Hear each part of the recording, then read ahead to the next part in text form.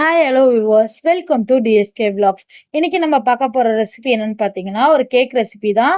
இன்டர்நெட்ல ரொம்பவே வைரலா ட்ரெண்டிங்கா போயிட்டு இருக்க ரோஸ் மில்க் கேக் தான்.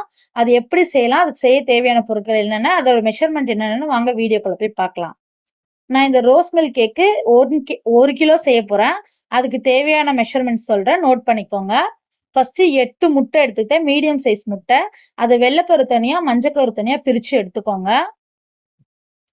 அதுக்கப்புறம் 300 கிராம் மைதா மாவு 300 கிராம், கரெக்டா 300 கிராம் அளந்து எடுத்துக்கோங்க. பேக்கிங்ல மெஷர்மெண்ட்டும் பொறுமையும் ரொம்ப முக்கியங்க. அதுக்கப்புறம் பவுடர் பண்ண சுகர், அது ஒரு 300 கிராம் எடுத்துக்கிட்டேன். 2 டீஸ்பூன் பேக்கிங் பவுடர் எடுத்துக்கிட்டேன். பேக்கிங் சோடா கிடையாது, baking powder. 80 ml sunflower oil. அதுக்கப்புறம் நல்ல ஃபுல் கிரீம் மில்க், காய்ச்சி ஆற வச்ச பால் வந்து ஒரு 1/2 கப்பு. ரோஸ் மில்க் எசன்ஸ் வந்து 3 டேபிள் ஸ்பூனு. வெனிலா எசன்ஸ் ஒரு 2 டேபிள் ஸ்பூன். இவ்வளவுதாங்க இதுக்கு தேவையான பொருட்கள். ஃபர்ஸ்ட் வந்து நீங்க இது எல்லாத்தையுமே ரெடி பண்ணி மெஷர் பண்ணி கரெக்டா எடுத்து வச்சுக்கோங்க. மைதாவும் பேக்கிங் பவுடரும் ரெண்டுத்தையும் சேர்த்து 2ல இருந்து 3 தடவை நல்லா ஜெலிச்சு வச்சுக்கோங்க ஜல்லடையில. அப்பதான் கேக் வந்து நல்லா ஃபிளஃபியாவும் ரைஸ் ஆகி சாஃப்ட்னஸ் கொடுக்கும். இப்போ நீங்க இந்த ப்ராசஸ் பண்ணி முடிச்சோன்னா உங்க பேக்கிங் ட்ரேவும் ரெடி பண்ணி வச்சுக்கோங்க. பாருங்க, இந்த பொருள் எல்லாம் கரெக்டா நோட் பண்ணிக்கோங்க. நான் சொன்ன மெஷர்மெண்ட்லாம் எடுத்துக்கோங்க. இப்போ நம்ம முட்டையோட வெள்ளைக்கருவை ஸ்பீட் 1ல வச்சு எலக்ட்ரிக் பீட்டர்ல நல்லா அடிச்சுக்க போறோம், நுர வர அளவுக்கு. நல்லா ஒரு ஸ்னோ ஒயிட் கலர்ல நுர பொங்கி வரும், ஸ்னோ மாதிரி. அது வந்ததுக்கு அப்புறம் நீங்க பவுடர் சுகர் 300 கிராம் அளந்து வச்சிருக்கோம் இல்லையா, அதை கொஞ்சம் கொஞ்சமா ஆட் பண்ணி நல்லா பீட் பண்ணி எடுத்துக்கோங்க.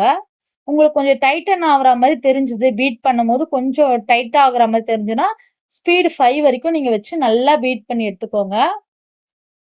கேக்குக்கு ஃப்ராஸ்டிங் பண்ணுவோம் இல்லையா, கிரீமு, அந்த அளவுக்கு ஸ்டிஃப் பீட்ஸா நல்லா அடிச்சு வச்சுக்கோங்க.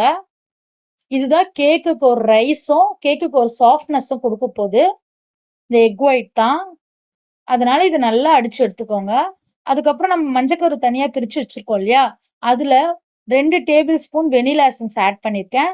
உங்களுக்கு வெனிலா ஃபிளேவர் பிடிக்கும்னா நீங்க 3 டேபிள் ஸ்பூன் கூட ஆட் பண்ணிக்கலாம். 2 டேபிள் ஸ்பூன் வந்து நம்ம ரோஸ் மில்க் எசன்ஸ் எடுத்து வச்சுக்கோம் இல்லையா, அதுல வந்து 1 டேபிள் ஸ்பூன் நான் இதுல ஆட் பண்ணிக்கிறேன். ஆட் பண்ணி இப்ப இது 3ம் கலந்து வர அளவுக்கு பீட் பண்ணா போதும். ரொம்ப பீட் பண்ணணும் அவசியம் இல்ல. ஓரளவுக்கு நுரைச்சு வந்ததும் இதை பீட் பண்றதை ஸ்டாப் பண்ணிட்டு இந்த மிக்சரை வந்து நம்ம ஏற்கனவே அடிச்சு வச்சிருக்கோம் இல்லையா வெள்ளைக்கரு, நல்லா ஃபோமா, அது கூட ஆட் பண்ணி ஸ்பீட் 1ல வச்சு ஜென்டிலா மிக்ஸ் பண்ணிக்கோங்க. ஓவர் மிக்ஸ் கொடுத்துறாதீங்க, அப்புறம் வந்து கேக் வந்து ரைஸ் ஆகாது, சாஃப்ட்னஸும் கிடைக்காது. ஸ்பீட் 1ல வச்சு இது கலக்கிற அளவுக்கு மட்டும் நீங்க அடிச்சு எடுத்துக்கிட்டா போதும்.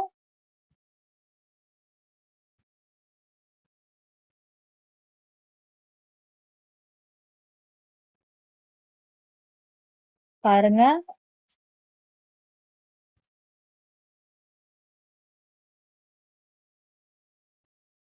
இப்ப நம்ம அடிச்சு எடுத்துக்கிட்டோம் இல்லையா, அதை ஸ்பேட்டுலா வச்சு கட் அண்ட் ஃபோல்ட் மெத்தட்ல ஒரு தடவை கலந்து விட்டுட்டு 80 ml சன்ஃபிளவர் ஆயில் அதை வந்து ஆட் பண்ணி அதையும் கட் அண்ட் ஃபோல்ட் மெத்தட்ல கலந்து விட்டுக்கோங்க. பாருங்க, நீங்க கலக்கும் போது ஏர் பபிள்ஸ் எப்படி வருது பாருங்க. இந்த ஏர் பபிள்ஸ் தான் வந்து கேக்குக்கு நல்ல சாஃப்ட்னஸும் ஒரு கேக் வந்து ரைஸ் ஆகுறதுக்கும் முக்கியமான விஷயமா இருக்கு.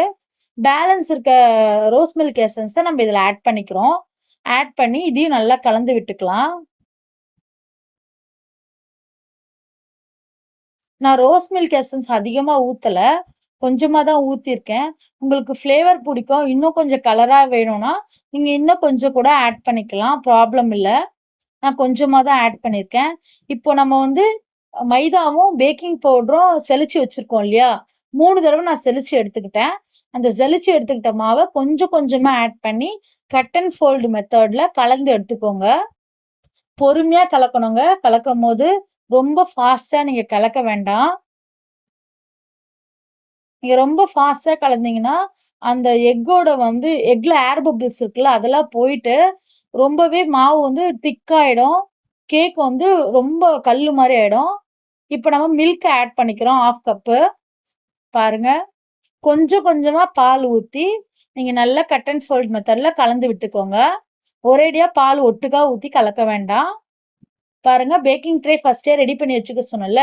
இந்த பேக்கிங் ட்ரே ரெடி பண்ணும் போதே நீங்க வந்து ஓடிஜியை வந்து 170 டிகிரில ஒரு 15 நிமிஷம் ப்ரீ ஹீட் பண்ணிக்கோங்க. பாருங்க நீங்க ஒரே ட்ரேலயும் நீங்க ஊத்தி வச்சுக்கலாம். இல்ல இந்த மாதிரி வந்து 1/2 kg பிடிக்கிற அளவுக்கு ட்ரே இருந்ததுன்னா 2 ட்ரேலயும் ஊத்திக்கலாம். என்கிட்ட பெரிய ட்ரே இல்ல பேக்கிங் ட்ரே, அதனால நான் சின்ன ட்ரேல ஊத்திக்கிறேன் 2 ட்ரேல. இது ஒரு ட்ரேவும் வந்து 1/2 kg பிடிக்குங்க. கேக் வந்து எப்பவுமே வந்து நம்ம கேக் மிக்சர் வந்து கால்வாசி தான் ஊத்தணும். ஏன்னா கேக் ரைஸ் ஆகி வரும் மேல. நீங்க வந்து கேக் ஃபுல்லா டின் ஃபுல்லா ஊத்தக்கூடாது. அப்புறம் கேக் வந்து வேகாது சரியா. அதுக்கப்புறம் பொங்கியும் வெளியில வந்துரும். அதனால நீங்க 3/4 இருந்து 1/2 டின் வரைக்கும் அந்த டின் ஃபில் ஆகுற அளவுக்கு ஊத்திக்கிட்டா போதும். நான் ரோஸ் மில்க் எசன்ஸ் சும்மா மேல கொஞ்சம் ஃபிளேவருக்காக ஓரளவுக்கு டெக்கரேஷனுக்காக ஊத்திக்கிறேன். உங்களுக்கு வேணும்னா நீங்க ஊத்திக்கோங்க, வேணாம்னா விட்டுறலாம். இது ஆப்ஷனல் தான். இப்போ ஒரு ஸ்கீவரோ டூத் பிக்கோ வச்சு நல்லா இதை கலந்து விட்டுக்கோங்க, ஏர் பபிள்ஸ் எல்லாம் இல்லாத அளவுக்கு. இந்த மாதிரி கலந்து விடும் போது மாவு வந்து ஈவனா ஸ்ப்ரெட் ஆகும். அதே மாதிரி கேக் வெந்து வரும்போது ஈவனா ரைஸ் ஆகி வெந்து வரும். எங்கேயும் கிராக் விழாம இருக்கும். அதுக்குதான் இந்த மாதிரி ஸ்கீவரை வச்சு நம்ம கலந்து விட்டுக்கிறது. டூத் பிக் இருந்தா கூட நீங்க அதுல வந்து இந்த மாதிரி கலந்து விட்டுக்கலாம். கேக் ஈவனாவும் கிராக் விடாமையும் எந்த ஒரு பபிள்ஸும் இல்லாமையும் உங்களுக்கு வந்து ரைஸ் ஆகி வரும் ஈவனா. பாருங்க இதை கலந்து விட்ட பிறகு கூட நமக்கு பபிள்ஸ் தெரியுது பாருங்க நல்லாவே உங்களுக்கு. இதை நல்லா இப்போ 2-3 தடவை நல்லா டேப் பண்ணிக்க போறோம்.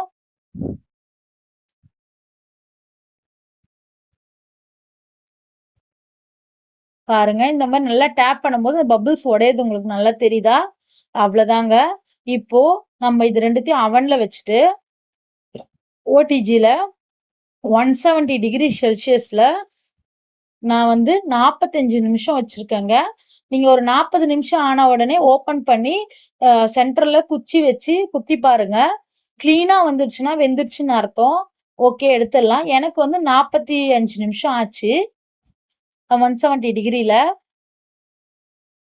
170 டிகிரில 5 நிமிஷம் ப்ரீ ஹீட் பண்ணிட்டு அதுக்கப்புறம் அதே 170 டிகிரில 45 நிமிஷம் பேக் பண்ணி எடுத்துக்கோங்க.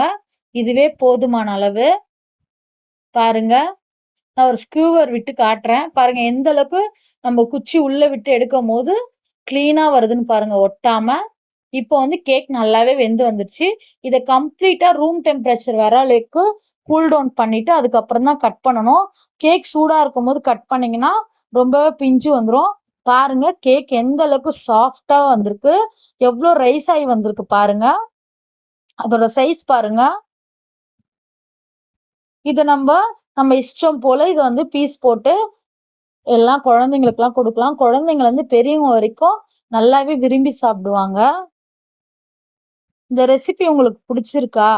மறக்காம எனக்கு லைக் பண்ணுங்க, ஷேர் பண்ணுங்க. கண்டிப்பா நான் சொன்ன மெஷர்மெண்ட்டும் அளவையும் கரெக்டான முறையில நீங்க வந்து செஞ்சு பாருங்க. உங்களுக்கும் இதே மாதிரி பெர்ஃபெக்டான கேக் வரும். நீங்க செஞ்சு பார்த்துட்டு உங்க ஃபேமிலியோட நல்லா என்ஜாய் பண்ணுங்க. இந்த லீவ்ல குழந்தைங்களுக்கு என்ன பொருள் வாங்கி கொடுக்கலாம் என்னன்னு பேரண்ட்ஸ் நிறைய பேர் மண்டையை போட்டு நம்ம பிச்சுக்கிட்டு இருக்கோம். வீட்லயே நமக்கு தெரிஞ்ச அளவுக்கு ஹெல்த்தியா நம்ம கண்ணு முன்னாடியே எந்த ப்ரிசர்வேட்டிவும் கலக்காம குழந்தைங்களுக்கு ஹெல்த்தியாவும் டேஸ்டியாவும் இந்த மாதிரி ஸ்நாக்ஸ் செஞ்சு கொடுங்க. நமக்கும் ஒரு சாட்டிஸ்பாக்சனா இருக்கும். குழந்தைங்க சாப்பிடும் போது நமக்கும் கொஞ்சம் சந்தோஷமா இருக்கும். பரவாயில்ல நம்ம கண்ணு முன்னாடியே நல்ல ஹெல்த்தியான பொருளை போட்டு கிளீனா செஞ்சன்ற ஒரு சாட்டிஸ்பாக்சனும் நமக்கு இருக்கும். ஸோ மேக்சிமம் வந்து எல்லா ஸ்நாக்ஸ் பிஸ்கெட்ஸ் எல்லாமே குழந்தைங்களுக்கு வீட்லயே செஞ்சு கொடுத்து பழக பாருங்க. அவுட் சைட் ஃபுட் வந்து ரொம்ப தவிர்க்க முடியாத சூழ்நிலையில மட்டும் வாங்கி யூஸ் பண்ற மாதிரி பாத்துக்கோங்க. ஏன்னா இப்ப இருக்க காலகட்டத்துல சின்ன வயசுலயே குழந்தைங்களுக்கு டயபெட்டிஸ் அந்த மாதிரி நிறைய பிரச்சனைகள் வருதுன்னு சொல்றாங்க. ஸோ வீட்லயே வந்து நீங்க ஹெல்த்தியா மல்டிகிரெயினை வச்சு நல்ல நல்ல டிஷ்ஷஸ் எல்லாம் செஞ்சு கொடுங்க. நான் இதே மாதிரி நிறைய டிஷ்ஷஸ் வந்து வீட்லயே எப்படி ஈஸியாவும் ஹெல்த்தியாவும் செய்யறதுன்றத நான் உங்களுக்கு ரிப்பீட்டடா போஸ்ட் பண்ணிக்கிட்டே இருக்கேன் ஒரு ஒரு வீடியோஸா. பாருங்க கேக் வந்து எந்த அளவுக்கு ஸ்பாஞ்சா இருக்கு பாருங்க. பாருங்க இப்படிதாங்க பளபளன்னு வரும். கடையில வாங்குற கேக் மாதிரியே இருக்குல்ல. இதுதாங்க பர்ஃபெக்ட் டெக்ஸ்சரும் சாஃப்ட்னஸும் வந்திருக்கு பாருங்க. நான் சொன்ன மெத்தடு மெஷர்மெண்ட்ஸ் அப்படியே கரெக்டா நீங்க ஃபாலோ பண்ணி செய்யுங்க. உங்களுக்கும் இது போல சாஃப்டா நல்லா ஃப்ளஃபியான கேக் கிடைக்கும். குழந்தைங்க ரொம்பவே விரும்பி சாப்பிடுவாங்க. இன்னும் என்னென்ன ரெசிபிஸ் வந்து செஞ்சு போடலாம் இந்த சம்மர்ல குழந்தைங்களுக்காக அப்படின்னு சொல்லிட்டு ஒன் பை ஒன்னா நான் வீடியோ வந்து அப்லோட் பண்ணிக்கிட்டே இருக்கேங்க. ஹெல்த்தியான வீடியோஸ் நிறைய அப்லோட் பண்றேன். நீங்க பார்த்து அதே மாதிரி உங்களுக்கு குழந்தைங்களுக்கு செஞ்சு கொடுங்க. உங்க வீட்டுல இருக்க பெரியவங்கல இருந்து குழந்தைங்க வரைக்கும் எல்லாரும் விரும்பி சாப்பிடலாம். ஏன்னா நம்ம இதுல சுகர் வந்து மைல்டா தான் போட்டிருக்கோம். ஸோ ஒன்றும் ப்ராப்ளம் இல்லை. சுகர் பேஷண்ட் கூட ஒரு பீஸ்ல இருந்து 2 பீஸ் வரைக்கும் சாப்பிடலாம். தாராளமா சாப்பிடலாம். குழந்தைங்களுக்கு நல்லாவே கொடுங்க. ஏன்னா இதுல எக் இருக்கு. நம்ம எந்த ப்ரிசர்வேட்டிவும் கலக்கல. தேங்க்யூ so மச் ஃபார் வாட்சிங்.